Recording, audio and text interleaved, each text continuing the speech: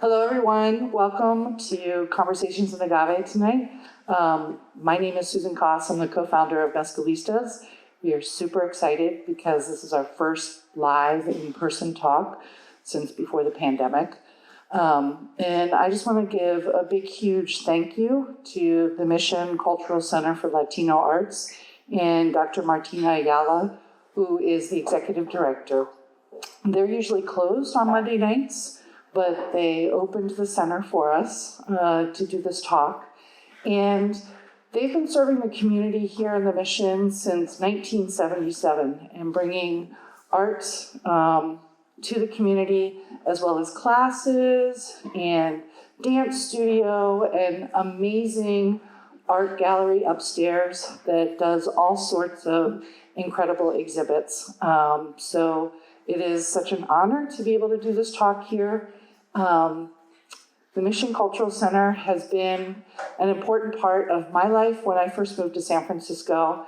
And this was a place where I discovered so much about the history of the mission and was able to learn so much about, art and what was really represented here in the mission.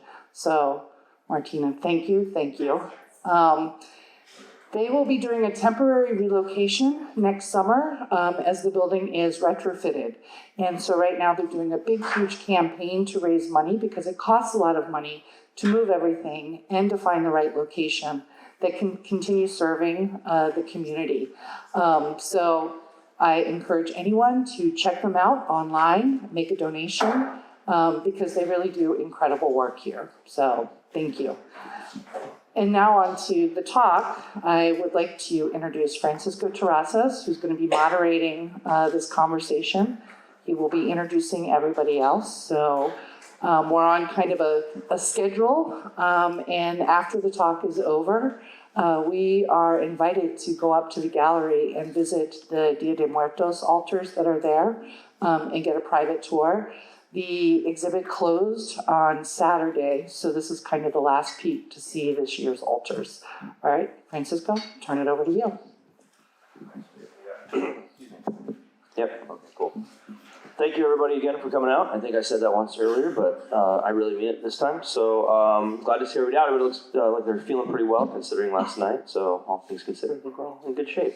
So yeah, my name is Francisco Terrazas. I've been working in agave spirits for a little over 10 years now. I've worked for brands, I've run bars, and I've really been focusing on Mexico for quite a long time, but I'm very excited to be up here because all three of these people are people who I was very lucky to meet very early on in my career and really helped kind of set the tone for what I've done and the way I've thought about things and the lens that through which I see the industry and the category and Mexico as well. So I've been very lucky to call them friends and mentors and also to taste the delicious stuff that they have helped bring to the world. So without any further ado, I'll go ahead and introduce them. This is Erick Rodriguez from Almamezcalera. He was, I think I met him in Houston when I was running the bar, buying bottles out of your trunk, I think, before you went to the airport. Always. Yeah.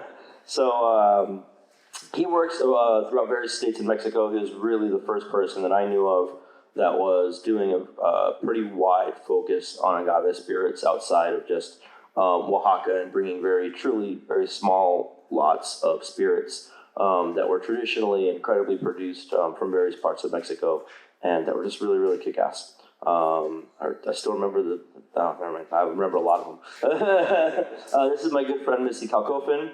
I apologize, Misty, I've been mispronouncing your name for a long time. So she was the national brand educator for Del Maguey Mezcal for a very long time. She also came from kind of the more bartending side of things, so we kind of speak a lot of the same language a lot of the times and have always kind of just thought about how to talk to industry people and get them to care about the things that we hope that they care about. Not that they should or shouldn't, but that we value and maybe try and spread those values as well. And has just taught so many people about mezcal, particularly from Oaxaca. And this is my good friend Pedro Jimenez, who runs an incredible tasting room in Guadalajara called Mezonte, and a lot of people's favorite bar in the world called Para de Sufrir, which is incredible. If you're ever down in Guadalajara, please do stop in. It's an incredibly good time. And the mezcals are even better. So he does stuff, particularly within the state of Jalisco. He works in some other states, but his focus has really been within Jalisco, where he lives, and working producers in the north, the south, in the Tepehuana region, all over really, and he's providing some really incredible distillates, whether it's Raicilla, Tuxca, Tepe, whatever. So very lucky to be talking with these three people here next to us. So I'm going to ramble on for just a little bit more to kind of help set the stage for the conversation that we're going to have. I thought it might be good to kind of run quickly through the definitions that we're going to be working with tonight. This is about a very particular term, so I think that it's very good that everybody really kind of understands what that term is, what the actual legal language behind that term is, and where it came from. So I'm going to start off reading my phone for a couple paragraphs. I'm sorry it's not more exciting, but I think it'll help everybody kind of understand what it is that we're talking about, right? So as the global economy grew and the world, in a sense, became smaller, particularly in the last couple of centuries, there needed to be, or there rose a call for protection for regional producers of quality goods, and how to prevent, and basically how they could monopolize a particular good that had a history that was connected to their region and to their ways of production, right? Their means of production. So around the late 19th century, the Paris Convention for the Protection of Industrial Property in 1883 has 166 members, of which the United States was one of them. That set the tone for kind of the idea of geographical protection and geographical indicators. The appellation of origin is a very specific type of geographical indicator. So geographical indicator, I'm going to read this definition for you now. The geographical denomination of a country, region, or locality which serves to designate a product originating therein, the quality or characteristics of which are due exclusively or essentially to the geographical environment, including natural and human factors. So that was taken from the Lisbon Agreement, which was actually a few decades later in 1958, of which the United States is actually not a signatory. So that I'm sure will come up in our discussion as we go on over the next hour and a half or so. And I wanted to include something that I thought was really specific, because geographical indication is often used in place of appellation of origin, and they're slightly different.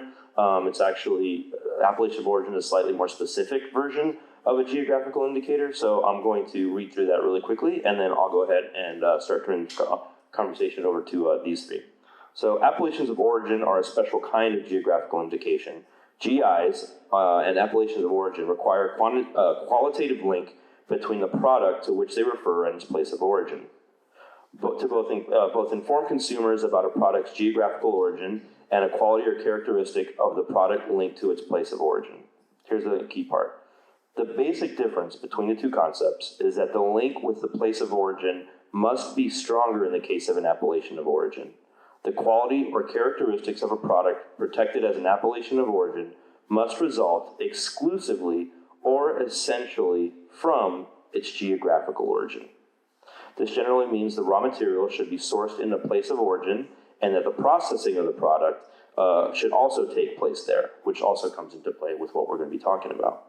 In the case of GIs, the single criterion attributable to geographical origin is sufficient, be it quality or other characteristic of the product, or even just its reputation. So basically, appellation of origin is a very strict, more tightly controlled definition of a geographical indication, right? So let's start thinking about how that works within the context of Mexico. So to help kind of set the stage, we were hoping that Pedro would kind of take us through how those denominations of origin are created, particularly as it pertains within the categories of tequila and mezcal, and Raicilla, because Pedro has been active, I think, much more closely than I have, that's for sure, in those conversations and been closer to the heart of the conversation.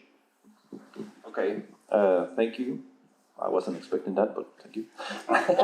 No, but it's thank you, Francisco, and everyone here.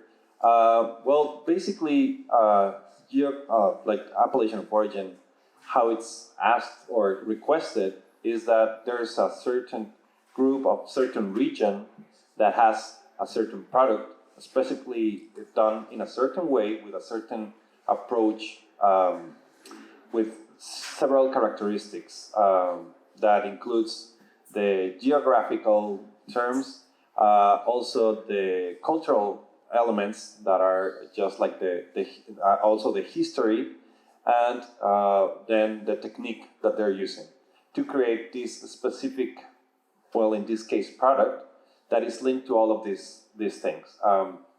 The thing how it is supposed to, well, how it works right now in Mexico is kind of different from other appellations of origin, because the appellations of origin in Europe, the property of that appellation of origin is the producers. So they have control on what their decisions are taken to create their regulations.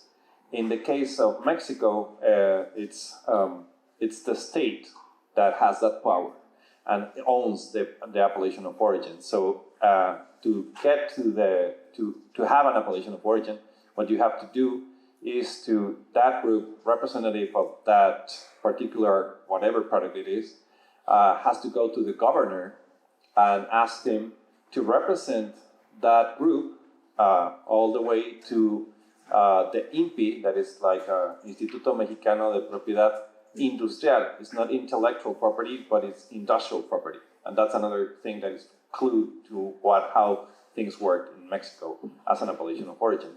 And between that and the government, they set up the process where you have to create that document that sustains that you have like the enough like background and information of tradition of doing this element that really represents the identity of a certain place.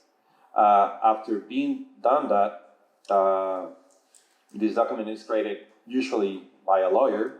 That's how it works. It's not how it should be, but that's how it works. It works through a lawyer can create this document to ask for this appellation of origin, and then they set up. It's supposed to be like a setup of people that are experts in this matter to contribute to this document, and then it's open to public consultant, and so people can either ask to add something or like to chip in with different information or to take out some information that is not representative. That in this case not always happens. It's not really open to the public. And then after that, well, there's a process of decision if it fits for the whole thing, the whole package of what an appellation of origin should have, and then it's published by the federal Diario Oficial de la Federación. So it's a national and official document that now it's official that they have the appellation of origin. And after that, regulatory council is created. Well, first actually it's a NOM. It's a Norma Oficial Mexicana that is created to determine like the rules of how it's supposed to be produced. This in case of the agave spirits, how all of these agave spirits are produced in this region. And then it's a regulatory council is created to verify that those processes are done in the right way to be certified as an appellation, like a product from an appellation of origin. It's supposed to be protection for, as Francisco was saying, to protect it from like they're stealing the identity, just like in wine, where it was the first appellations for origin created, just to have this product that is very, very particular from a region, to have it protected from different types of piracy or like being like a bootleg type of liquors or whatever. So it's supposed to take care of these products, and they take of these 4 pillars that are supposed to be there.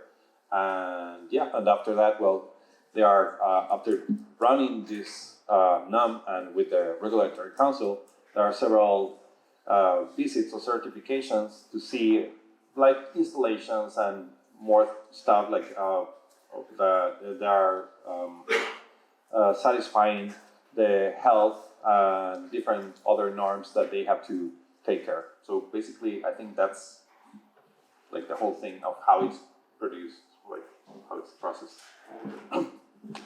So I'm gonna actually do a quick survey. I'm just kind of curious.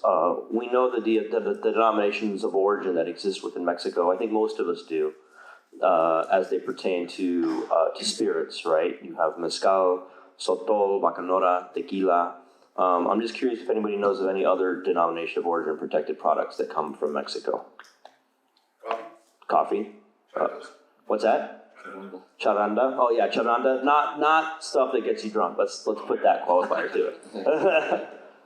There's cacao. There's rice. There's cheese. There's all kinds of really very interesting and really delicious consumable products that we usually don't think about as being denomination of origin protected to Mexico. So I'm going to kind of use that to segue in because most of those denominations of origin, so let's kind of start to parse out some of the issues that we see with the denominations of origin for Mexico as they're written, because all of those are relatively small geographic areas, right? That's not so with the denominations of origin of Mexico. So the denomination of origin for Sotol and the denomination of origin for Mezcal are the largest geographic protection indicator areas in the world, right? If you think about how tiny of a region Cognac is in France, or Champagne, also in France, they're much smaller when you look at the total area in hectares that are within that denomination of origin. So, Erick, could you maybe talk about how that fits? Maybe how big, just how big the denomination of origin for mezcal and sotol are, and how that kind of reflects the problem, one of the problems of trying to use something that has historically been used to protect a very small area and use that name and trying to apply it to a very big geographic region. So after, thank you for the invitation to be part of this first. A lot of really good people behind, a lot of big interest on what is denomination origin, a lot of people with really beautiful projects, a lot of other people that don't have any ethics doing behind mezcal. So it is always welcome.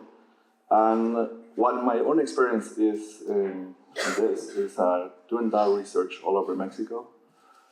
I don't think after I hear what you sharing with us, what is denomination origin, and Pedro, where we not really fit on that. I think we adopt this specific denomination origin on that term in a fake way in Mexico. It is no real research. Even the government pushed us with big taxes to this product being not the original way to made. We adulterate everything. We water it down. We do a lot of different things to destroy what we should protect. So basically what I see every time we are disprestige the product instead of be proud of what we really have in these specific communities. And doing that research, the recognition that we have it is between 9 to 12 states. And I say 9 to 12 because sometimes we get rejected constantly. So we don't even know when it's gonna be rejected or if we really have 9. When we start with 5, and then whatever raise the hand because really it is not real research. Where the mezcal is from. It is really almost all Mexico should receive this. And what happened even with tequila? I mean, tequila is a really big example, but at least tequila already have generations of these practices about they already have control of all the plantations. That we already know what is tequila. But in the end, it is we know the mezcal from the region of tequila first. And then this is the first recognition we even have for one specific region. How many regions we have, or how many states? We have 5 for tequila. So we start in something wrong in the wrong foot. And when the government actually chose in specific states, they actually open up just to destroy every single community. Before I was excited just to show even when this non-zero sanity started in Mexico City. I tend to these specific ones because I had to show them that it's just more of what they know in the areas. Means the ways they actually people distill, all the techniques need to be protected. Nobody really cares before because it's only lawyers behind big brands, medium producers, and there is no room for mezcales tradicionales. Was no room. So we had to raise our voices and share, like, this is the origin of who you are right now and why you want to erase this specific category. So of the three different categories, it is the real thing. The industrial, artisanal, or ancestral traditional. What you want is gonna make us proud to say we have the best denomination origin in the world, or we are the larger one because we are proud. Yeah, we are proud to have some good mezcales, the biggest branding you can even imagine. Big example has Patron have back in the time. And what is the real product behind? Nobody really cares before who is behind the spirit. Yeah. And now we getting a little bit more. Why we decide now to, instead of calling mezcal, try to get into the destilados de agave? Yeah. Because if I try to be mezcal, I have to destroy the spirit. If I destroy the spirit, there is no way that I can be able to be proud to say I have the best denomination origin for this specific states. It is no way. I mean, it is a lot of different ways that we can see the denomination origin because we don't have respect for what is the real deal. I mean, we try to make in my site, try to show what is the real thing inside of the communities.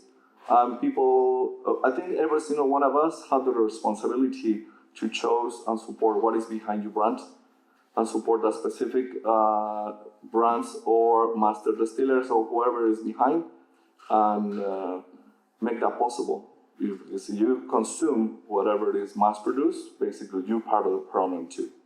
Because I always invite people to get to know all the states, all the profiles. We have an historical taste, a specific taste, methods of production, knowledge of every master distiller. Our goal in the end is just to have micro regions or family makers being recognized as the product is being recognized by the family maker. Because the knowledge, sometimes, let's say somebody approach with a new idea, a new brand, what they requesting first is like, can you make this specific profile? Can you make this specific lower proof? Can you make this amount of liters? So we are part of the problem. I used to invite a lot of people to do tours to these specific communities. Because I was excited, to get to know more about our culture in Mexico. And now it is like, I hope never do that in my life. Because now, open up to even the state next to Oaxaca, it is Puebla. And when they come to Puebla, now it's destroyed. The small producers, even the last year, they have 0 agaves to produce up to 300 liters by the season. And they don't have enough for 300 liters. Unless it's producers that actually have cowhide fermentation, distillation, and a Filipino type still, and all this is being always protected. Or try to protect or be proud of what is my mezcal. It is made by me. They're always proud of that. And now they don't have a chance. So yeah, I have a lot more, but I can continue. So Misty, I'm going to transition to you now because I think if I recall, I think you're the one who kind of went towards this point in our original planning call when we were video conferencing. Pedro kind of led us through how these denominations of origin are written, right? But could you talk a little bit about the idea of like voices in the room and who's writing that and who's being represented in that process and kind of why people who might not have access and maybe why not and how that leads to problems? Well, I don't know if I'm the best person to talk about this, to be honest, but I was the one who raised the question for certain, because I think the reason why that question is so important is that as you were reading the definitions of geographic indicators and appellations of origin, the most important in that is that the products are connected. The products have an identity. They are connected thoroughly to the person and the place where it's made, right? And so if all of the people who are making that product don't have a say or a voice in what's being said, the legislation that's being written around it, I think that's, so many times I've sat in rooms with people from the CRT who have always made this comparison between the denomination of origin tequila and how it's run and the AOC of cognac. And I think it's the most erroneous comparison that I've ever heard in my life, because when you look at the AOC of cognac, which has been around for 100 years, all of the growers have a say in what's going on. It's something that they're very proud of. There's two heads of the BNIC, and there's one that is for that represents the growers, and there's one that kind of represents the business side. And there's really all of the voices are in the room, and they take that very seriously. And because of that, it's gotten stronger, not weaker, and they're continuing to get stronger and really look at what was taking place in cognac even before the AOC existed that perhaps was not written into, like really digging into the history of the spirit and opening up to those even more distant things that they've lost because of technology over time. And they're really fighting for that. And so I think that voice in the room is the most important thing. And I don't think we've had that. I think, as they were looking at reviewing NOM 070, they had the meetings in various places, but even where they had the meetings, I don't think allowed the majority of the people to be there to offer up what they thought that should look like. So I don't know if you want to take on to that at all, or. No, I think. I think that it's a lot of things that we have to talk about and how to approach it. But I think I was planning on making like this review on how the appellation of origin for tequila happened and how it evolved, because I think it's a very good example of how it's still working as today. Not only the tequila, but all of these subsequent denominations of origin. So the most previous research and studies, this researcher called Lázaro Pérez was doing all of this research of how this tequila was being done. Like Erick said, like the vino de mezcal from tequila. And that's from a book that is called Estudio del Maguey, llamado Mezcal del Estado de Jalisco, and it was written in 1887.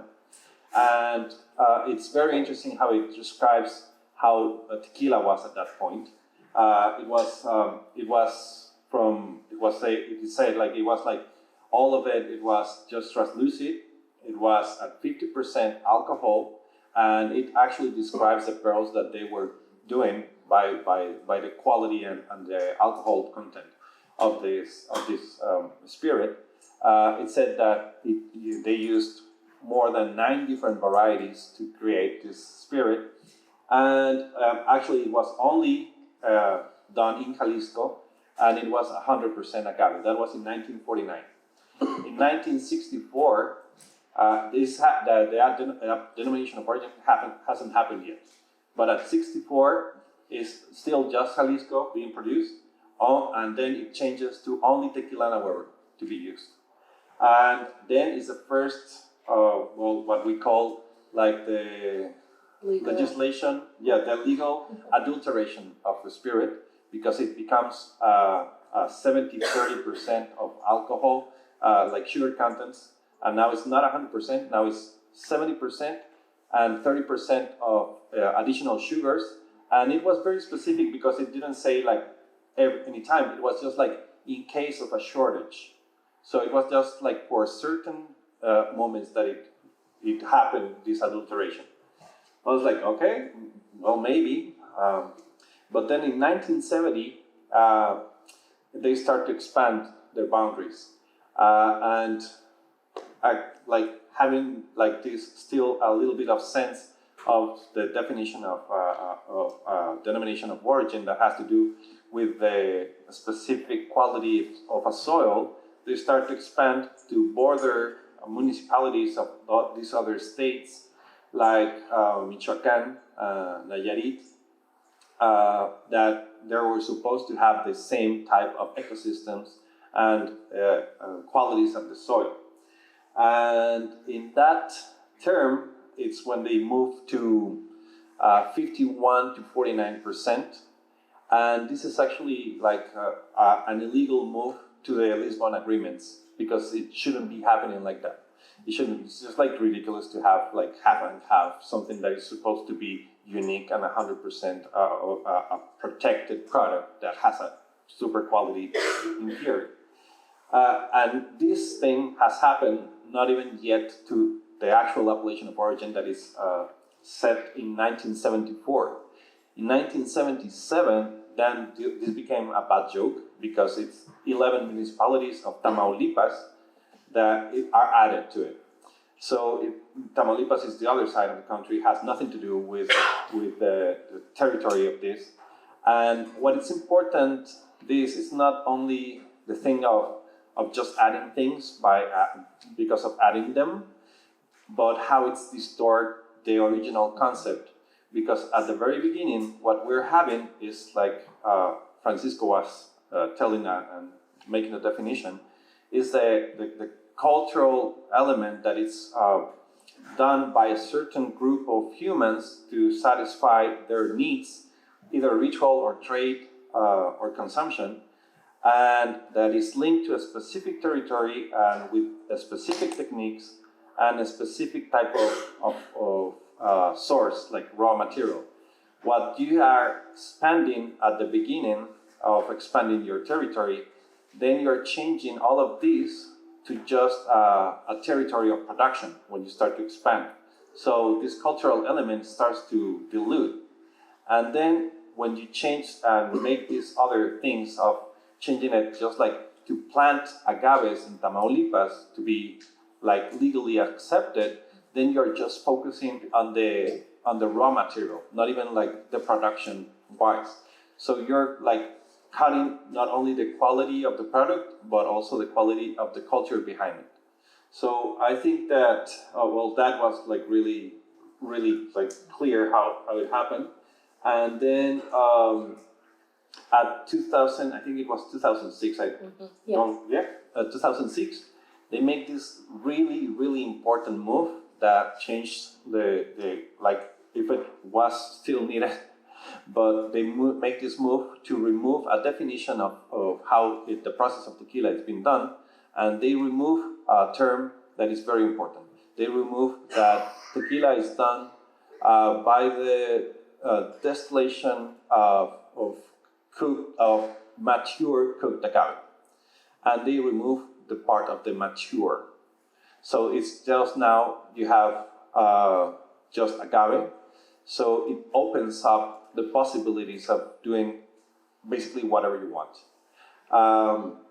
Obviously, this happens opens the possibility of harvesting agave with a very early age, or using an easy introduction of new equipment to replace this cooking or adding some flavors or sugars or whatever, using even like chemical processes like the diffusers to create this thing. So it's just like nothing else matters, and obviously like creating like these type of situations where you can even export by bulk this supposedly protected element. Well, you have no way of verifying or like continuing the protection of that quality, because it's out of your country, and now it's like to whoever wants to do whatever they want to do outside of your country where you don't have any jurisdiction.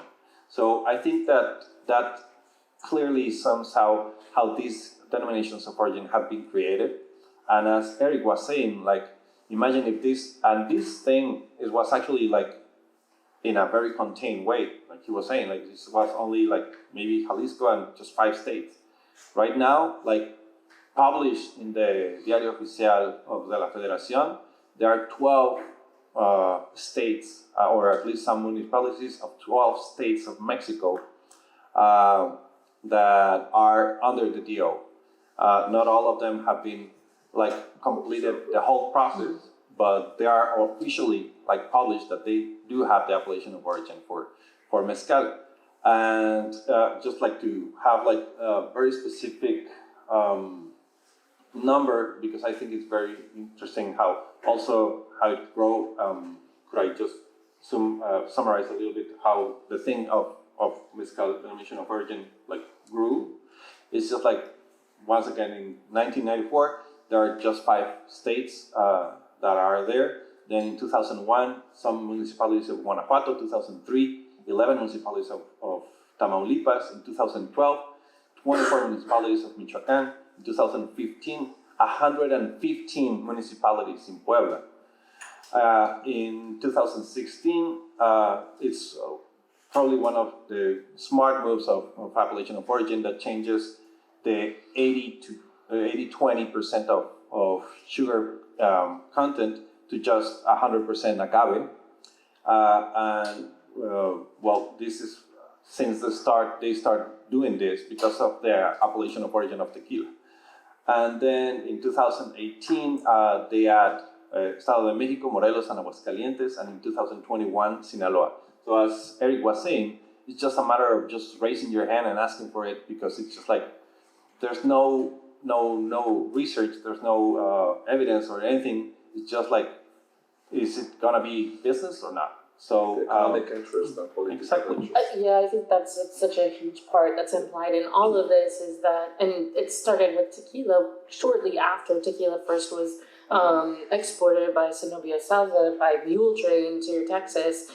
Shortly after that, they were in the exhibition at the Chicago's World Fair, and it really created the demand here in the U.S. Our influence goes all the way back to the early 1900s on this, and that's when you start to see tequila for the first time being mixed with cane spirits in order to meet the demand here in the United States. And so I think that there's this pressure that's coming from us, and that has always been the case. In tequila, it started early, and that's really started that kind of adulteration process, and that, I think that's being replicated, and we're just seeing it happen all over again. Mm-hmm. Just to have this idea of how big is the appellation of origin of mezcal, Mexico has 2,469 municipalities in total. Within the DOM, it has 1,013. That represents 34.7 million hectares, and that's basically 41% of Mexican territory.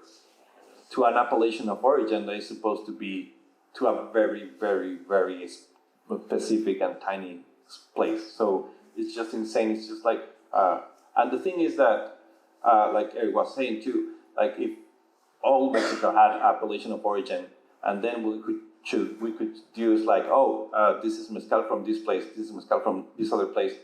But the thing about the denominations of origin is that they don't let you use the name of mezcal, even if you did it before.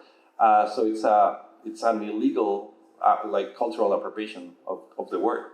So it's just, I think. The data that they have back in the time for Puebla, 119 I believe, they don't really exist anymore. The data was when they get rejected in 2000. They applied in 2000 and 2001. I have the paperwork at home, and actually when they apply, they get rejected. And most of the people after that, they emigrate, mostly to New York. And when that happened, it is basically mezcales tradicionales or main of the master distillers are in that specific state was gone, disappeared. Everybody emigrate, and some get deported and they take again the tradition. But in the end, it is I think it's what's going on.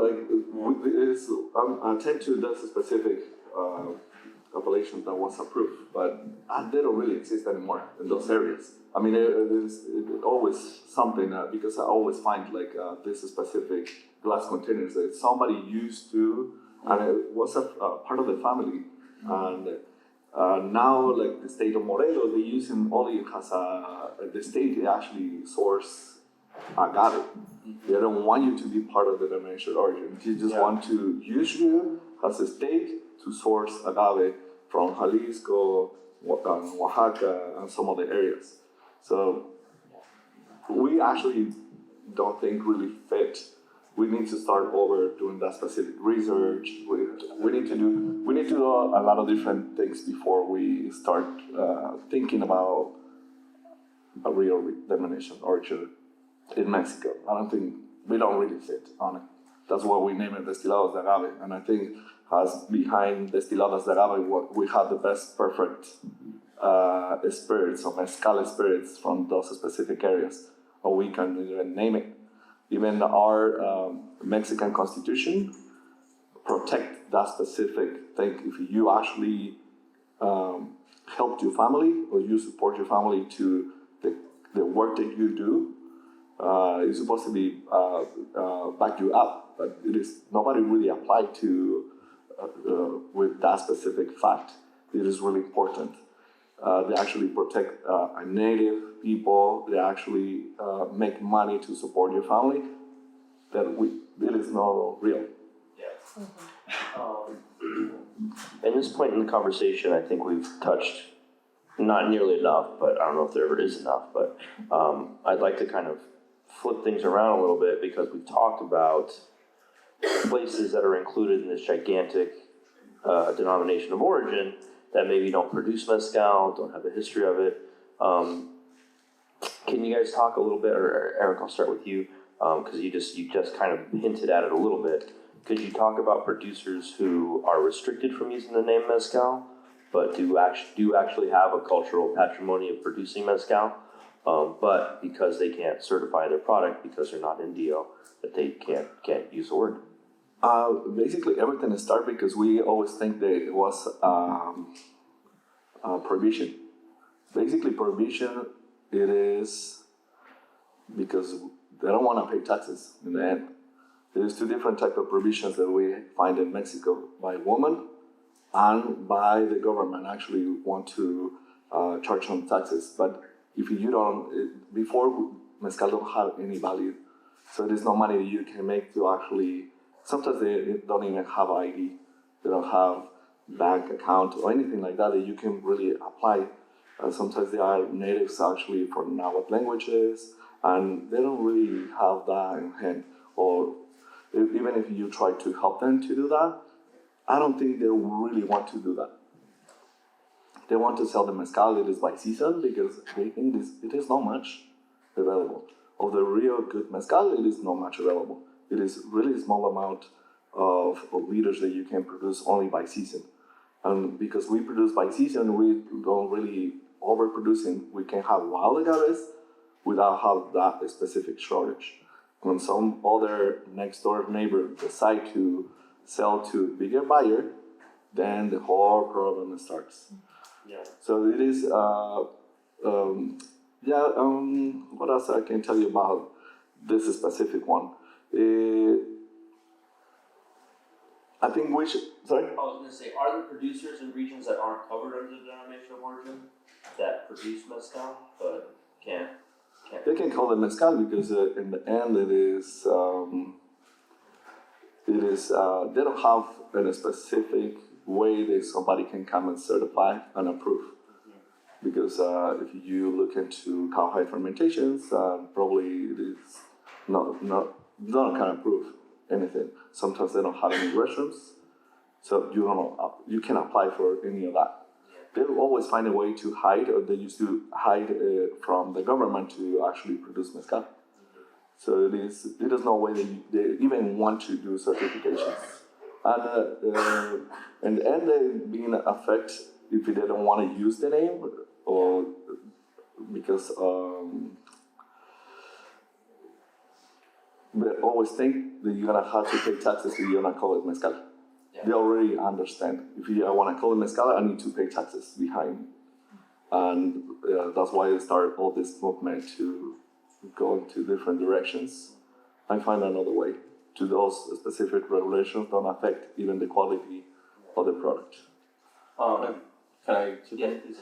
I think that it's very important to see that, as Eric was saying, like these producers have been persecuted since the colony of the Spain, Mexico, because they were seeing that this was a competition for them, for the one that they were bringing from Spain.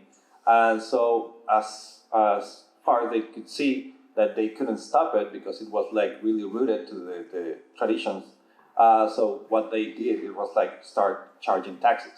So that's why they started to hide, because it was like, why should I pay taxes for something that I do for my community since always, and now you're asking me to pay taxes? And that prohibition started to change hands to government, to army, to different things, other producers from other things. And that's where these appellations of origin also have a big problem, that are not actually representing these true producers. They are representing other ways of, since like we saw, like for tequila started to grow so much, and as Misty was saying, in prohibition, in American prohibition, they started to produce more and have more in demand. That's why they start to expand. And the thing is that when you start to expand these things, you're only opening to more production. And more production doesn't really represent a better sale or a better product. It's actually the opposite. And that demand is the one that it's actually thrown us to this horrible like spiral, where the appellations of origin are made to create this thing of as a commercial tool to create these scenarios where you can sell more.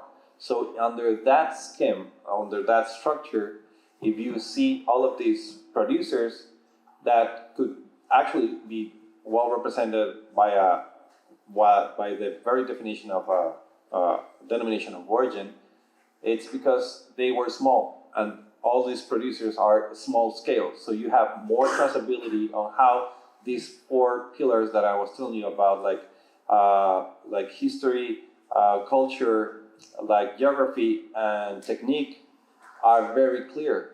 As long as there's no trace, there's no traceability in industrial waste, because it gets out of the human factor.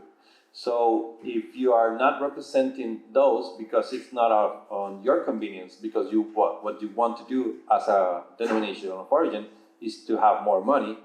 But the thing is that in this case, if we were talking about cars, maybe, yeah, you can mass produce this.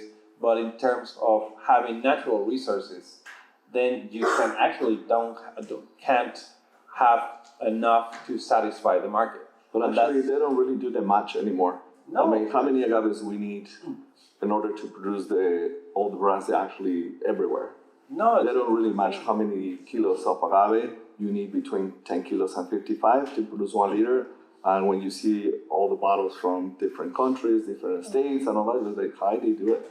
It is like, the real question is, what is the percentage that we have available in the market, in the whole industry of mezcal, of 100% agave? And what is the rule? I mean, it's supposed to be 100% agave. That's why we don't call it mezcal anymore. Yeah, I think that Because we use 100% agave. that's the wrong approach of how we manage, or at least the authorities have managed this, that it's production satisfying a demand and not the other way around. The demand should adjust of whatever is available and in seasonal products. It's just like, and that's a better way of creating a better economical scenario for these producers, not to start producing more, like having like this deforestation of ecosystems, just to have more raw materials and to be like chained into this system where they become like labor, they become just like mass producers, and they don't, because they have to pay taxes or like a membership for being part of any of these regulatory councils. So they're in this spiral where they lose all of these independent, freedom, and the possibility of still be creating what they were actually at the very beginning creating, and they were like appreciated because of that. I remember just like a short story, like a anecdote. It was like I was in Michoacan, and there was like this seminar for producers and about fermentation, and there was like this industrial chemistry guy who approached to them, and well, if you probably all know, in Michoacan, most of them ferment in wood or sometimes in concrete, and that gives them a very specific taste and very specific process. And they wanted to create like this guy, probably with very good intentions, to change those fermentation vats to stainless steel, because that was more controllable, that was cleaner, and that was like easier. You can modify everything to have a better yield and have more production. And he didn't realize until like we entered in a certain discussion that those producers were being looked for because they had a very specific taste and a very specific profile that they were showing to people, and that was the thing that attracted like public to go to their places and drink their mezcales. And if they did this in just terms of production wise, then you lose all of this identity of why they in the first hand they were attracting to all of these people. So I think that's the essence of a denomination of origin.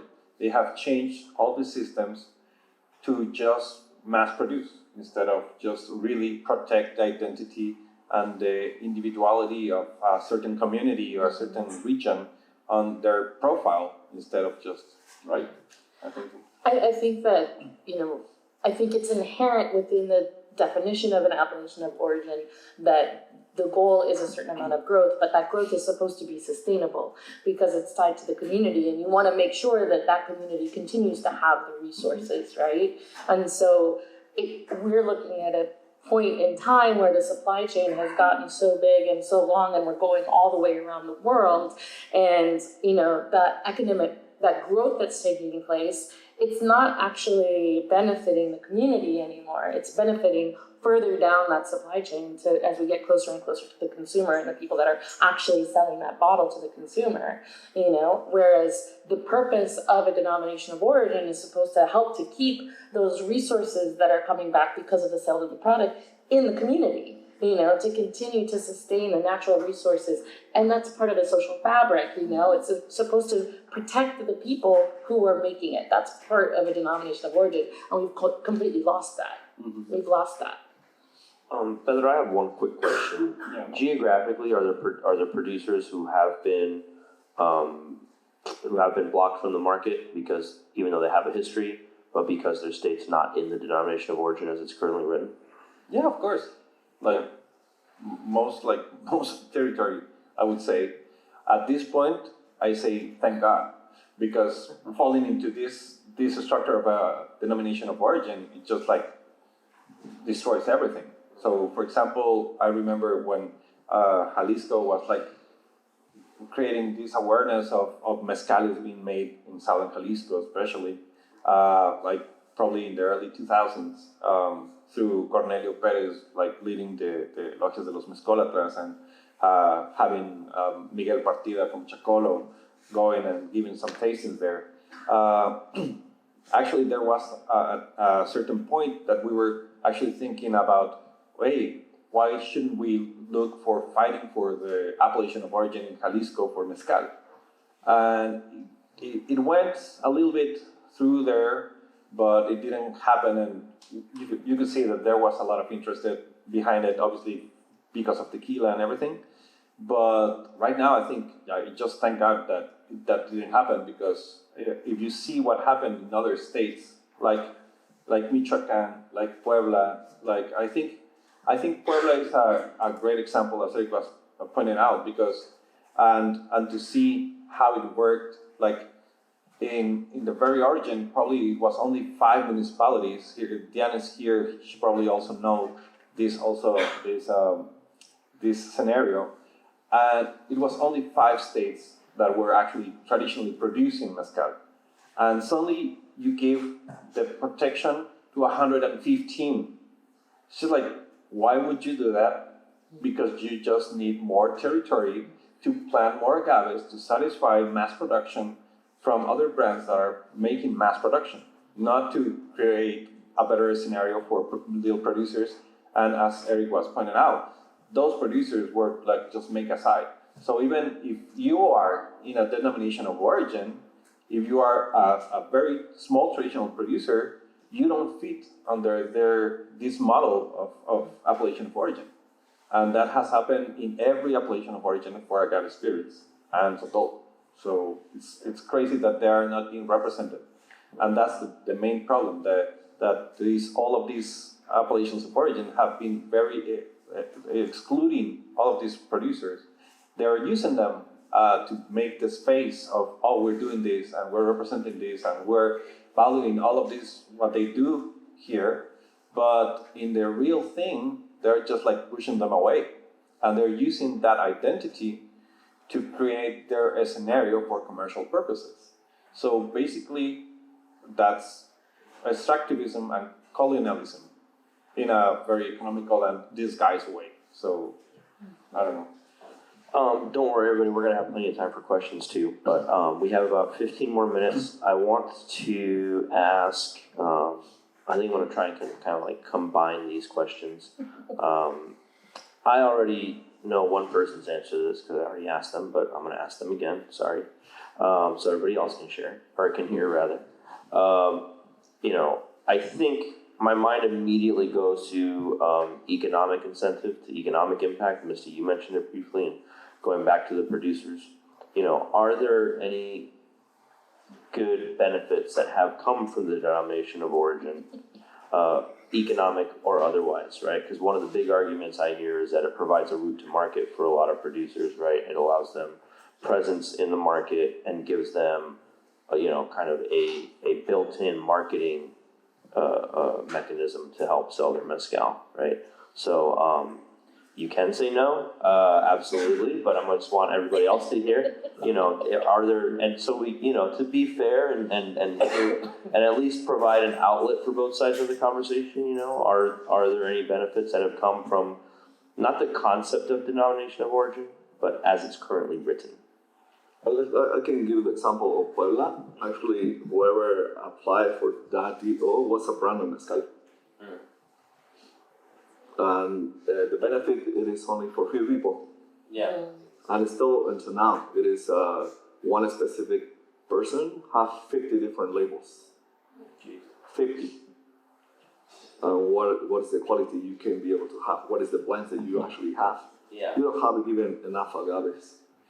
Because you even source for unmature agaves, so you basically destroy the whole chain of production for not even for your area, for some of the areas. The benefit, the government actually started providing, they provide some other agaves, what we call it agave de gobierno, to be an example. It is in the state of Oaxaca. Agave de gobierno, it is actually, Oaxaca used to be, the main agave is arroqueño, and now it is espadín. So why is the reason? The same reason happened for tequila. Blue tequila, however, short time to mature, higher concentration of GO sugar. The benefit is just the government actually have a really big interest because it's a big taxes behind. Mm-hmm. One of the best things or the best moves that we have actually is keep that specific tax and try to export. And when we export, we skip that specific tax. You find better agave spirits in the city or in the United States. I think in the United States you always have the best mezcal spirits. Or you have to go to the community or in the United States. Yeah, people are completely shocked when I tell them. Misty? I think it depends on what you view success to be, right? Because for me, I think that, I think there are plenty of people out there, and this goes back to economics, right, that view success as an increase in volume, which of course means an increase in money available. but it's at what cost, right? So that has been at the cost of loss of biodiversity and loss of tradition and culture and competition over collaboration and community, right? And so, no, that's, do you know what I mean? I'm for the latter, I'm not for volume drivers, and so, no. One of the bigger important things we already lost, it is the trade. It used to be for between magalleros and mezcaleros. That specific trade is basically not really money involved. It is lost. Yeah. It is whoever is the bigger buyer is the one that's kind of, hey, I give you this and forget about you compadres kind of make a small amount of mezcal. Yeah. So it is that trade, it is already disappeared. So there's no real benefit for the real mezcal. Only for whoever have more money to be able to put money on the front and basically don't care about who is making mezcal later, just me today. And in the end, who's gonna be there for if you don't really have sustainable, really a program can be sustainable, they're gonna leave. And they're gonna leave without nothing. Even the soil is gonna start cracking I see some cracks on the ground already because it is no more agaves, it's no more nothing. It is like a desert in some of the areas. Yeah. And that happened a lot even in the state for Sotol too. Recently, it takes a lot more time, and we actually really worry about agaves, but we need to worry about water. We need to really worry about trees. It is in the state of Michoacán recently, a big brand actually came, and it's a beautiful people behind the project, but in the end, you don't even see what is the big damage you actually do in the long term. Not even for the water they need to create one specific liter. It is a lot. You left with another communities with no water. Not even water. I mean, forget about mezcal or whatever. Water. Yeah. I don't know. But that's the benefit that we recently have. Anything to add? Yeah, I also don't think that there's a real benefit to any of the true producers. Actually, like once again, denominations of origin, what are pushing for is to expansion and intensification, and that leads to deforestation, leads to dryouts and sequías. Sequías? How do you say it? Droughts. Sorry, thanks. And like, you're destroying whole ecosystems just to plant more agaves, and especially like once again, like in terms of disguising this and greenwashing, it's just like, oh yes, there's some programs to reforest with more agaves. These lands that aren't being used, and it's just like, no, they're cutting like semi-desertic ecosystems that have been there for hundreds of years, and they don't see any use that they actually do have for very many local communities with more than 100 different communities or different uses for all of these elements that are there, like cactus, like columnar cactus, like different bushes. And we have to remember that agave is not only to produce the spirits. There are hundreds of different uses that has to do with culture, like for ornamental things, for building houses where there's no wood to use houses, so they use the quiote, and all of this expansion is creating all of this deforesting, and suddenly these government programs, like for example, one example that is very clear is Sembrando Vida, that is pushing to create more scenarios and more lands to plant agaves. And obviously, this is what's happening. They are deforesting all of these places, and the incentives that they give to the producers. Sometimes they even push producers, or producers take advantage of that, and they actually deforest some lands to have that income, so they can plant more things. And the amount of money, this is the very important thing. The amount of money that program has is around 29 billion pesos for that. And the National Commission of the Forest has only 2.7. So if you are really interested in preserving the ecosystems, well, where do you put the money? So it's clear what the government is doing on supporting these big things because it gives them money. And the final point is like the bottom line is that there's a lot of corruption, and that's it. Basically, it's corruption happening in all levels, and it's destroying our ecosystems. So I think that even like, it's not about talking about if the DOs really work or not, or it doesn't matter. Like, we don't intend to talk bad about the denominations of origin. It's how it's been done. Because if maybe a denomination of origin, I don't believe that that's a structure that we should use for agave spirits, because just a single denomination of origin and a single norm for that is just absurd, because it's just a single one that is contrary to the essence of agave spirits, that it is diversity. So it should be one norm for each, at least for each state, because it should really represent what those people are doing. Like, we all know that, for example, the CRM was certifying mezcales from Michoacan and fixing them to see if they follow the rules that they did in Oaxaca. That's absurd. Each region has its own way of production. Each region has its own way of creating different things. And even like the NOM is just like, well, we don't have even time for that, because it's just like, it's taken from the parameters there that they're being used. They are taken from wine, not even agave spirit. So it's crazy. It's never been done in a proper way. And what we've built is just like a crooked building that is badly constructed from the base. So whatever we try to modify to get it better, it's just putting more and more on top of that, and it's gonna break. I mean, it's just like, in economical terms, it's working perfectly. Like, for big brands and transnational companies, it's working perfectly because they are making a lot of money. But for what really traditional producers are, it's not working. I mean, that's why you have to choose to go to other places, like Erick was saying, like, well, now this destilado de agave or whatever. But it's not even the name, because in both categories you can find destilados de agave that are like really awful. And you can find mezcales that are under the denomination of origin that are amazing. So it's not really about this label.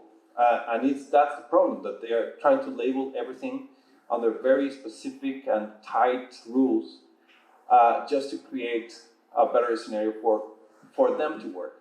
And what I think is always like this thing about selling this idea of identity to people, both national, international, of what really is Mexico, and what we're buying is just the idea of that, but it's not the real representation of what it truly is. And I think we have to look more for that, and look, like I always say, that we have to question everything and everyone, like us here, like the people in the authorities, the people in the regulatory councils, like people in the government, people in the INPI, people like that they might say that there are artisanal producers, and suddenly there are like hundreds and hundreds of producers everywhere. Like, really, where did it come from? I don't say that it's not that possible that new producers are coming up, but it's just insane how they've grown. Like, in terms of growth of mezcal, it has grown for over 400% in the last years. I think it was just the last 2 years, they came from 7 million liters to 14 million liters on this last year. And almost like it's more than 2/3 of that is sold to the States. And the curious thing is, once again, it's always a disguise, because it's like talking about denomination of origin is, yes, to protect the identity of the States didn't sign the Lisbon contract. So they're not obligated to obey that. So and the States is the main consumer of agave spirits. So maybe, yeah, in Istanbul, they do go by the rule of the denomination of origin, but here you don't have to. I mean, they cannot do it because they have like these trading agreements, like the NAFTA, But otherwise, it's just like, it doesn't really matter. And you see that with the things that we're seeing of new agave spirits being created in the States or Sotol created in Texas by Americans. So it's just like, it's just like a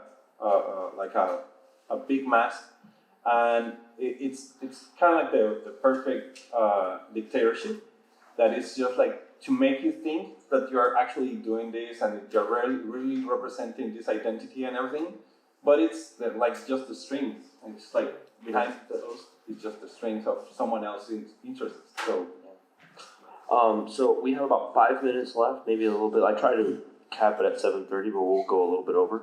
I'm just gonna I think I'll ask this one last question and then open it up to the audience. I just point out. Oh no, there it is. So we've been pointing out the problems in the current structure. Is there? Erick, we'll start with you, and I'd like to hear from each one of you on this. Is the concept of an appellation of origin even necessary at this point? Just out of curiosity, and if so, is it, what's a better, what is the better way forward if it is necessary? It is necessary, yes, but we need to start over and do that specific research, identify micro-regions, family makers, and then being recognized as the real producers of the spirit, of mezcal, in this case, a cooked agave. Just to start with that, any cooked agave can actually, it is mezcal. What is the meaning of mezcal? What is the real behind mezcal? The cooked agave, any cooked agave can be mezcal. Even we stopped selling mezcal in the markets and it not mean the spirit. So we can start over to see actually know and actually asking the master distillers, because we are trying to interpret what we know. Because even when I read some of the books, actually they have the only point of view of their own experience in one specific state. They don't really have the vision of the whole country of different areas that they produce in mezcal. They have a completely different history. You cannot really generalize the mezcal, it is in a specific way. So that's why micro-regions can be our goal. Yeah. And that's what we try to do when we identify our mezcales as the state, agave from the native agaves, give the recognitions to the master distillers behind the label, and people can keep asking questions about it. I mean, start over? Yes. And I think it is a chance, yes. It is an interest for customers, yes. I mean, even for the master distillers, I think there's really big interest. I think they feel proud. This specific mezcaleros tradicionales, they are really proud to actually have the specific spirit, because they actually really restrict their own selves. They see, I really need to make this product because my father and my grandfather used to make it the same way that I do, and they're actually proud. So I think it's worth it. And even for the new generations, they stop emigrate some of the master distillers that I work, and that's really, really important because it's part of the denomination of origin too. That's the goals that we have. And the interest it is here, and we need the support of every single people are interested in agave spirits, because if you consume trash, you gotta support trash always. Yeah. What you really want to drink. Don't take me wrong. A really good over smoke cocktail, it is good, but there's no. Don't call it anymore mezcal. Because it's not mezcal. I mean, call it the azúcar or the caña with little flavor of overcooked agave or something. Let's try to even call it comil again or whatever. Let's start to make definitions like what is the real deal. Yeah. But it is worth it. I mean, that's what we try at least in our own projects of life. Try to push it and try to show about some little bit more education, tasting, and see the big diversity that we have in Mexico. And yeah. Thank you. I think it is dependent upon the government not being the controlling interest. If it's not in the hands of the producers themselves who are actually making the guidelines of what a particular spirit is and maintaining that control, it will just go down the same path again of becoming this truly marketing institution that the only goal is for volume in order to, I mean, I just don't trust the government, essentially. And so, yes, but only if it really, you're burning it down literally to the ground and starting over and making sure that it's really in the hands of the people who know what that spirit is intrinsically, so. I would love to be that optimistic, but no, I mean, I agree. And if it was to be like to completely destroy and built again, yeah, of course. But I'm sorry if I'm being pessimist, but I don't see that happening. No. So I don't think that all of this interest from I mean would have to happen from tequila. So to really stop all this snowball that it has become. So I don't think it's going to happen. That doesn't mean that we don't have to do something about it, because we do. We have like this responsibility that we shouldn't be fighting for. It should be like a right as all as Mexicans to have this cultural and biocultural patrimony that we have in mezcales. We shouldn't be fighting for preserving them. It should be something that the government should be protecting, and all of us. But we have to find other ways. We have to create these other ways, and mostly we have to create a stronger link between consumers and producers, because we actually, as consumers, have this power of creating a difference. Sometimes we don't think that we have, but we do. And obviously there are several examples of that. And just to put one is that, for example, at the very beginning when mezcales weren't being like seen as traditional, or all of these categories that now are, that I think is just ridiculous, is either mezcal or is something else. It's not mezcal. It's just traditional mezcales, but there's no more. There's not place for industrial mezcal, that's not mezcal. For like supposedly artisanal mezcal that allows blah blah blah, no, it's not. A traditional mezcal, it's a traditional mezcal. And if you want to like really have, obviously all of these cultural things change with time, because I've seen this point like, oh, but tradition changes and now we can do it with stainless steel and everything. Yeah, but tradition comes from the inside, not from the outside, from the market. So if it's gonna happen, a change, it has to come from inside the communities that are making these traditional mezcales. So to create a stronger link between the people who are making these spirits and us as consumers, and assuming our responsibility as consumers, I think is a very important thing. And not to think about, because it's great to have, and we enjoy like saying, oh, I have this Tempestate of 25 years, and I have like this thing that is just so unique, and I have to have 6 cases more of this, and blah, blah, blah. And it's just like, well, you're not contributing to preserve these things. And we have to think about seasonal products. And when there's no one of these, you can have other ones. That's the beauty of agave spirits, that there's so much diversity.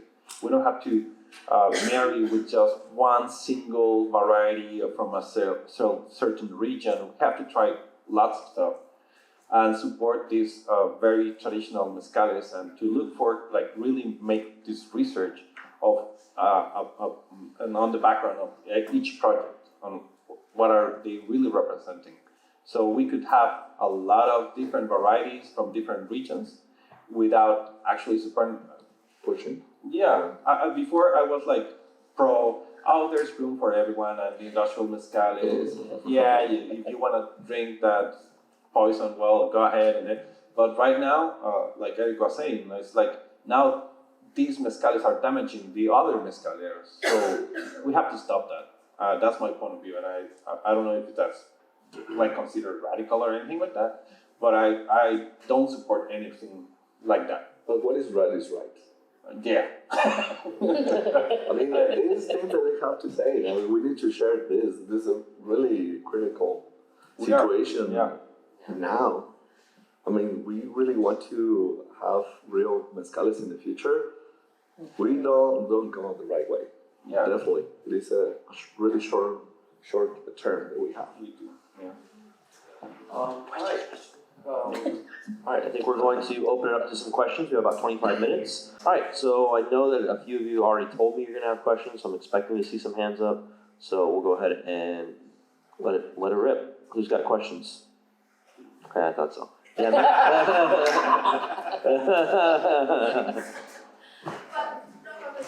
Oh, yeah.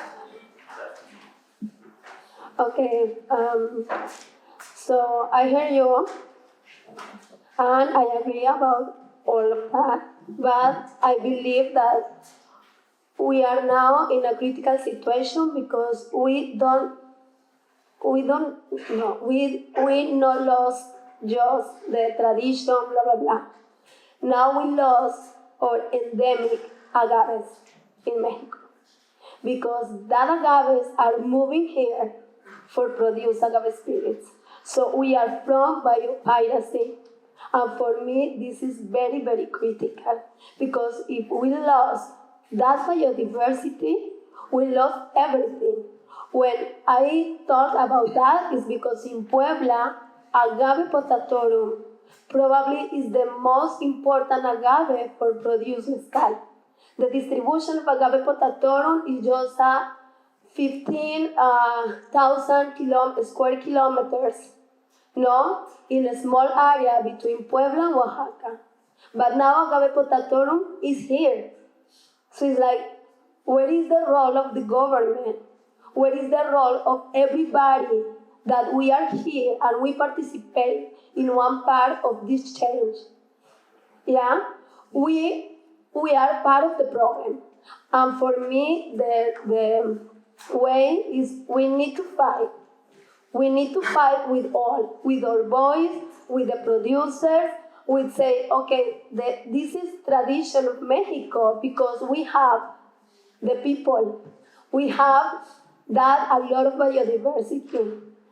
Yeah, but because I heard you about, okay, biodiversity, like, I don't know, big thing, no? But if we lost a Karwinskis, the most representative probably agave from Oaxaca, if we lost the Maximiliana or the Maximiliana are here, I don't know how you talk about raicilla or the tradition, no? So more like that, or the origin denomination, we need to think deep about all these critical situations. So, yeah. We agree. You guys want to add on to that, or? Well, I think that, and it's an interesting thing that we're kind of talking about a little bit before we do go, is that all of these things is like, I totally disagree on people like extracting, because that's extractivism, and this is stealing biodiversity from Mexico. And it's just like, if you want to do these agave or sotol spirits in the state, it's okay, but then use your own plants.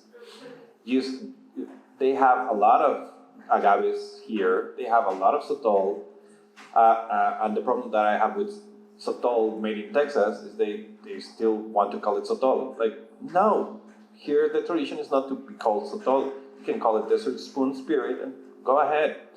And if you want to really do this intense plantations of these sotoles, well, mess up with your own land. Don't mess up with Mexican land.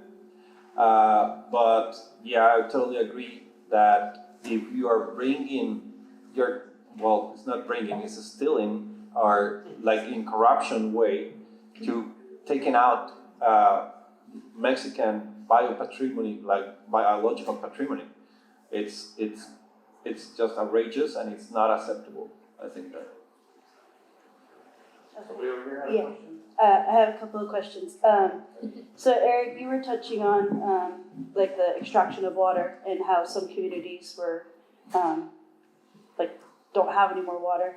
From what you've seen, and like how many, I mean, you can think of how many communities or states that are making mezcal is that happening in? Is it all across the board, or is it maybe primarily in Oaxaca where most of the mezcal is made, or? San Luis Potosí, some regions of Puebla, Jalisco, almost everywhere basically. But it's some in a specific type of productions they have in San Luis Potosí, not for the small producers, for the medium ones. They actually, when the Spanish arrived from the haciendas, they actually used a lot of water, but insane water. We already had that specific questions, and it's horrible. We don't even believe. And because they're really insufficient way to produce the spirit. And but yeah, it is almost every single one when you mass produce, basically water, it is a problem in every single state. Is it safe to say that the water problems are primarily being caused by mezcal production? Like, I mean, in the other industries out there, but is mezcal production the biggest cause of it? It is basically, if you overproducing, you destroy everything. If you actually keep it the way it's always being produced, you're not gonna have any problems. There are a lot of different like practices that are extracting or using or polluting water. You have minery, you have avocado, you have berries. There's a lot of things that are being very, very harmful in terms of water. And if you add to that you're doing massive production where you will need millions of liters of water that you already don't have, and there's a, how do you say that it was sequía? Drought. Well, then it's just like insane. You are seeing communities, whole communities, without water for other entrepreneurs watering their avocados and taking away the water for several communities for more than 2 weeks. So, and that's just one of them. And agave is another one, and beer is another one, and you name it. There's a lot of shortage of agave that we're not being responsible for. The first time that I met Diana, I think I actually like, oh, we have to talk. I have to meet her because we think the same. Is that she said at a forum, like, no mezcal is sustainable. And I totally agree with that. And I was asking Misty if there's a word in English that the difference between sostenible and sustentable, because there are different things. It might be sostenible, but sustainable is not. There's no way that you can be sustainable. So you can make a short or less impact to the environment, and you have to work for that a lot to create this less impact in the environment, but you are not able to be sustainable in that sense. So, and that's another thing why you should look for small productions, because in that term, the impact is much lesser than other things. I've seen tequileros, like big tequileros, like industrial tequileros, say like, oh no, but we are doing this to it's my alarm when I talk about this. To be like, oh yeah, we're doing this for the environment, and we're having less impact on this, and so we're so cool and we're like very progressive. Like, no, that's your responsibility. Most of these things are polluting whole rivers or lands and intoxicating them with pesticides, insecticides. There's still several agrochemicals that are being used in Mexico that are only allowed in India and in Mexico. that cause cancer, And it's provided by the government. and is provided by the government. So that's why I'm a little bit pessimistic Hello, thank you guys. This is not a question, I guess, it's just to add a little bit more the cherry on the cake with the problematic, with the situation, like, I agree with the three of you, with I guess I share the same vision than you. But you forgot also to talk a little bit about that crooked building, like someone mentioned. I want to add to that crooked building, like a little bit more, like, the next, I guess the ideal, as Erick mentioned, like to start over again. That will be, it's like a real, at least for me. Mexico, like we know how it works. Mexico, like government is really corrupted. Unfortunately, these regulatory bodies, they go through the government.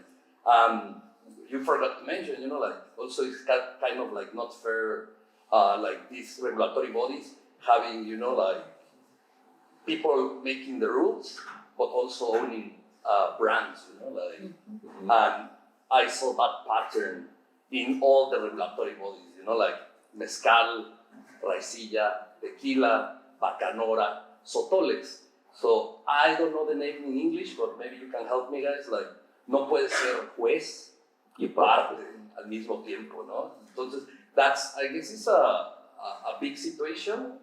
Like, we really need to reflect, like, and at least me, being here in the United States, living, like, the only way we can help, it's educating people, right? Like, which spirits, like, you, at the end, you can choose whatever, but educate people that like to drink, like, what is the good mezcales, because that's the word, mezcal, and they stole it, it's like, mezcal means cooked agave, and it's just a little stupid, like, you cannot call mezcal to mezcal. It's always AMLO's fault. AMLO is behind all this. Yeah, but We didn't forget, we just didn't want to go there.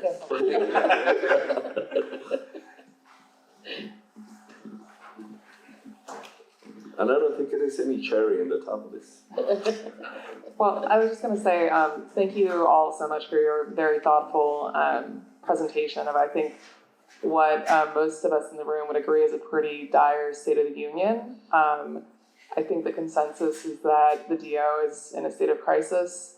But I think that, to build off of that, I guess, or if to build on the tower analogy, I'm wondering if there are sort of like, there's like a general trajectory or like a role for, consumers, for importers, for producers, like what do we do here? Because I think it's very clear that we're headed somewhere not good.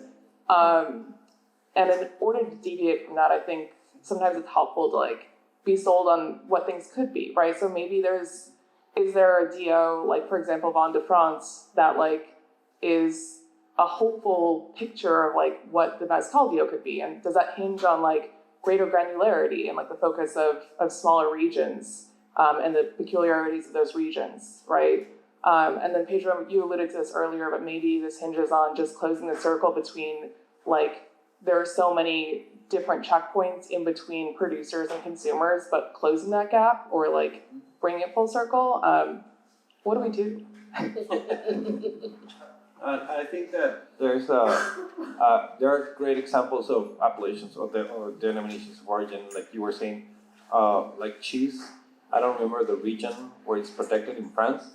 I don't know, but it's a restricted denomination of origin. So it's in their statements, they actually don't allow to change anything from the landscape. So because that's the point. I mean, if once again back to the example of these things of the guys who were making this for the fermentation in Michoacan, if the mezcales have a certain taste, it's because they grew up in a certain environment, in a certain landscape, and you start to change that landscape, obviously the mezcales are gonna taste different. So if you just deforest everything to have more mezcal available because that's what the demand is asking for, then you're stepping on your own feet. So if we could have like this type of restrictions where you can't change anything of the environment, that is what it gives part of like one of the main things that gives the final profile to the mezcal, well, then you are showing that this ecosystem won't be that damaged and unbalanced. But if you just let whatever happens, that's what happened with these DOs. Well, then you'll have the results that now we're having, because all of this expansion of not only territory but also the use of different species of agave. Because at the beginning in Oaxaca there were only 5 identified and used to the appellation of origin. Right now in whole country there's over 60 species that are being used, and not all of them have been really done agroforestal management research on how to use those, and they're just being used as whatever you want, do whatever you want. There's no restriction in that sense. So yes, we have to be more restrictive in rules. If you want to go through a system that has rules, well, then we have to be very, very strict on those. So you don't have to change all the things all of these elements that actually are providing this thing to have this quality and this profile for like the final taste. Yeah. I don't know if that. I think we need more rules and less rules. We need better rules, right? That's Exactly. probably. I think on the consumer side of things, as far as what you can do, the recognition that your dollar is a vote. You're voting for what you believe in and how you spend your money and where you spend your money. I remember when they were trying to pass NOM 196, which was essentially trying to, only people within the denominations of origin could use the word agave. So any small producer outside of the denomination of origin would no longer be able to use the word agave. They were like, you can use these other words that are nobody knows, and we kind of found out at the last minute that they were about to pass this 2 days in 2 or 3 days time, and so a bunch of us organized and put together a petition, and overnight we got over 1,000 signatures of bartenders from around the globe, and part of that said, if you sign this, any brand that supports this and signs this, we're gonna boycott. And we had taken trips down to be a part of forums and all of this kind of stuff, and they did not care what we were saying as we were trying to like speak on the behalf of traditional producers. But as soon as we said that word boycott, ooh, it was off the table. And so your vote, you know, your dollar is truly a vote. And so, especially in a time right now where we have and education is so important too, right? Because right now we have so many conversations being driven by celebrity brands. What? These people have no idea what the hell they're talking about, right? And so it starts with education, like events like last night at Mexico in a Bottle. Thank you, Susan. It's so important. It gives us the opportunity to, you know, make that consumer be right in front of the table talking to Pedro or Diana or whomever. That's so important. And it's more important now than ever before because the way that big brands are using that money and using these prominent faces that have so much ability to reach so many people through social media, we need more and more events like this, more opportunities to get the word out and really have true discussions about what matters. And then people know how to vote with their dollars. You know? Yeah. Thank you guys for this very helpful conference. We're enjoying a lot. And I have a question. How a responsible brand in Mexico can show to a conscious distributor in the US market that, talking about this destruction, that they are being responsible? Like, Yeah, that's a great question. Do one of you guys want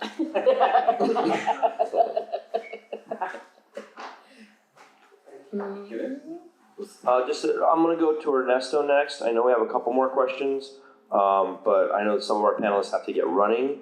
So you could either, after that, we can either hang out here with Erick for a little bit, or they'll be at ABB after this if you want to ask some more questions too. I'll go there. I think that, first of all, what that brand represents is a question. Because there's a lot of brands that want to do with great intentions, but not necessarily are actually helping. Because a lot of brands try to improve, or I heard this a lot, like help a family or help a community in any place in Mexico. But sometimes the first thing that we have to do is to listen to that community and what their needs are and how those needs can be satisfied in a responsible way. Because I think that we sometimes just skip a lot of processes and a lot of steps just to get to be sold in whatever market it is, either Mexican or international. So we have to take the time to actually do it, not like the POs have been done, like in a very rushed way, and just to, oh, well, what do we need to do is, sign these papers, pay these things, and that's it. No, that's the importance of acknowledging that this is not a product, it's part of a culture. And as soon as we acknowledge that it's a culture that you're dealing with, then we might just slow down a little bit and say, how do I take care of this culture? And it might take you longer than you were thinking, because it's not necessarily what you were doing to really represent this responsibility that you have now in your hands, having a brand, and taking it to this very specific place. So I think we have to, once again, as I was commenting earlier, we have to question everything and everyone, but first of all, ourselves. Like, what do we really want to do with whatever we have in our hands? And what are we capable of doing? And sometimes it's just do nothing. Or just leave it there because you're messing with the scenario that it's already there and it's perfectly fine. And if not, well, then develop this relationship first with the producers and the community. I always say, like, in another forum, they asked me, like, so how celebrities could be, like, in this utopical scenario, how would celebrity brands could make, like, baby steps to a better place? I'm like, well, get the celebrity there and stay there for a year. If she or he can do that for a year, just maybe, I don't assure that, but maybe he'll get a glimpse of what it really is, and maybe they'll make another approach to it. But first, the thing is that time is a very important matter in this thing. So take the time to really go deep to understand what it is. I would say. I would say, as far as the distributor aspect of that conversation, of that question, I think more importantly, first of all, the distributor should care, right? And if the distributor isn't asking the questions, they're probably not the right distributor for you. And look at the book that distributor has. What they're carrying already is going to tell you a lot about where their values are. And so if you're with a distributor that has the right values and looking at the other agave spirits that they carry and what they're doing with that portfolio, when you start the conversation, they should know the questions to be asking you.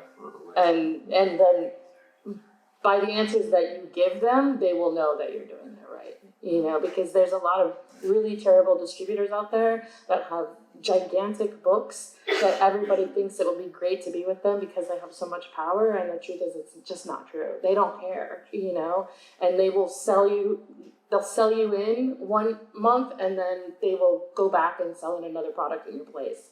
So, more importantly, it's to look at their book, and it tells you their values, honestly. And some of these specific importers and people that do distributions, they actually, when they really care, they change the rules. When they change the rules, because they don't treat our brand the same way they treat one brand, they actually requested parties cases and cases of agave spirit. If you take 6 bottles from me, basically you take half of my batch. But they don't really treat you that way. But actually, it takes little time, actually. These people are behind, actually went to Mexico and really understand what is behind a specific brand and a specific, what is behind everything. And then actually, when I get really surprised, when that's the reason I'm here legally in the US, because he understands how to treat these specific brands, how it is completely different rules. And sometimes these people behind, they put money out of the pockets because they believe on something. They believe on the brand, they believe on something. I had somebody always behind me in the best way to support, because he actually went to see directly like what's going on behind the brand. If you do the right thing, they actually come and see without they're telling you. They come and see if it is actually money go directly to the master distiller, and without them telling you. When they actually approve, they will help you, but it's completely different rules than whatever usually we have in the vision for any brand or agave spirit in the US. Yeah.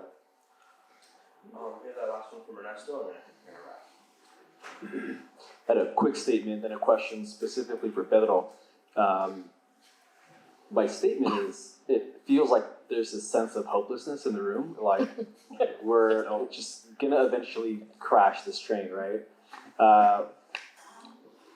But Lucas and I were just on a trip in Mexico.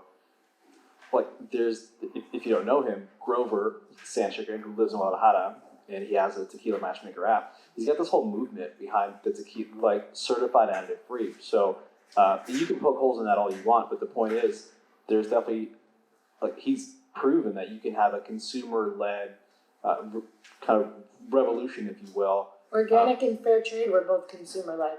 What's that? Organic and fair trade all started with consumers. Yeah. Like that was that's been proven. So my hope, maybe, as someone who's a little bit more optimistic than Pedro is that maybe there's room to create a framework, and it's not going to be perfect, and maybe it starts with something as simple as having a certified list of brands that are meeting this criteria on Susan's website, for example. I think something like that would be really powerful, and the Mezcal community is small enough to where I think it could have a really big impact. So it's my statement. My question for Pedro is, you dropped a quick blurb on Instagram. There's, I think, a program now in Southern Jalisco where you can earn a badge for your bottle. I just want to know a little bit more about that program, which I think ties into the greater conversation here.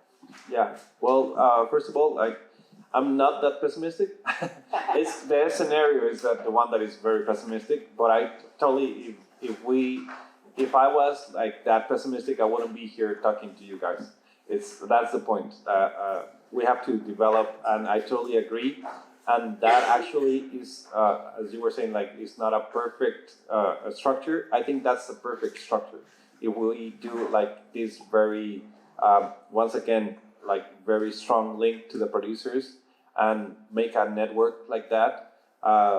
If you want to have hope or a very positive thing, just look at the producers, and that will give you whatever hope or light in this very dark room. But I'm very positive about that. And that hologram is about recognizing, it's given by the Corredor Biológico del Occidente, and it's a really great organization that is taking care of biodiversity, and it requires for you to have certain standards of taking care of biodiversity, not only for the agave, but in your ecosystem, and even techniques of how it's produced. So it's just like a first exercise, and it's been research for academics with academics. So it's a very serious thing. It doesn't cost at all. It's not because certifications sometimes can be bought, and that's it. So it's not about that. So it has a lot of academics behind it, and I think it's a really good effort to start pushing the attention to preserving this biodiversity, not only from agaves, but the whole ecosystem, to have like this, what they've become, like these places of traditional producers that do care about their ecosystems because it's their lands and it's their future and their past, is to have like these very healthy and environments, and that have become a refugee in all senses, like for flora and even fauna that have been moved from other places because they've been deforesting all around, and now these places have become like little sanctuaries for biodiversity. So that's what the whole organization is looking for. Awesome. Thank you guys so much. I know we still have some people that have thoughts and questions, but I'm not running the show. I'm just the moderator. I don't want anybody to get mad at me. So thank you, Susan. Thank you to the Cultural Center for hosting this. And thank you guys for coming out and attending and just hearing what we all have to, how we think about this and what these three incredible people have to say about it, and their perspective on it. So please, hopefully you came away with some food for thought. And if you, like I said, if you have more questions, all three of them are incredibly accessible, and I'm sure we'd be happy to answer them in one format or another. So thank you, Susan. And can I get a round of applause for the Cultural Center, please? And for these two incredible people. It's absolutely wonderful. Thank you.